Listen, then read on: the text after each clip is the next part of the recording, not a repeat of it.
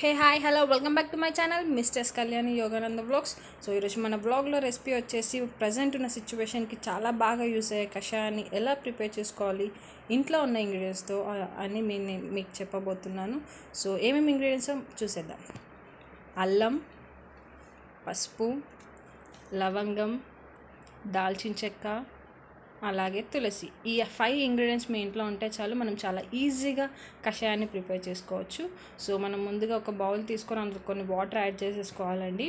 ఆ water add చేసేసుకున్న దాంట్లోనే మనం అల్లాన్ని కచ్చాపచ్చాగా దంచేసి అందులో వేసేసుకోవాలి.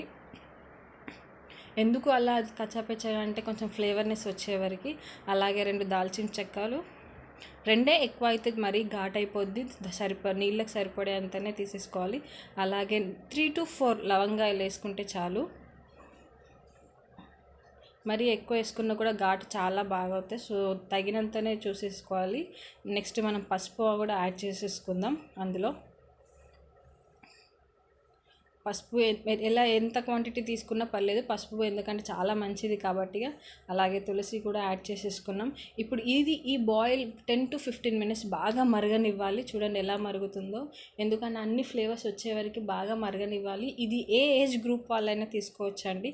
సర్టన్ ఏజెస్ అండ్ రిస్ట్రిక్షన్స్ ఏమీ లేవు. చిన్నపిల్లల నుండి పెద్దవారికి ఎవరికైనా తీసుకోవచ్చు. ఇది ఇమ్యూనిటీతో పాటు అలాగే మనకి ఏమైనా కఫ్, కోల్డ్ ఏది ఉన్నా క్యూర్ చేసేస్తుంది. నేను ఇది లాస్ట్ 1 year కరోనా టైంలో స్టార్ట్ చేశానండి.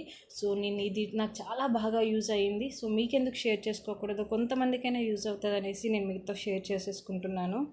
సో ఒక 10 to 15 minutes ఇలా బాగా మరగనివ్వాలి. అన్ని ఫ్లేవర్స్ అబ్జర్వ్ చేసుకొని మనకి మంచి ఘాటుతో పాటు మంచి ఇమ్యూనిటీని కూడా. ఈ కరోనా టైంలో అయితే ఇంకా చాలా మంచిదండి పిల్లలకి, ఏజ్ వాళ్ళకి కూడా. సో ఇప్పుడు ఇది ఆల్మోస్ట్ అయ్యింది. ఇది మనం స్టవ్ ఆఫ్ చేసి ఫిల్టర్ చేసేసుకుందాం.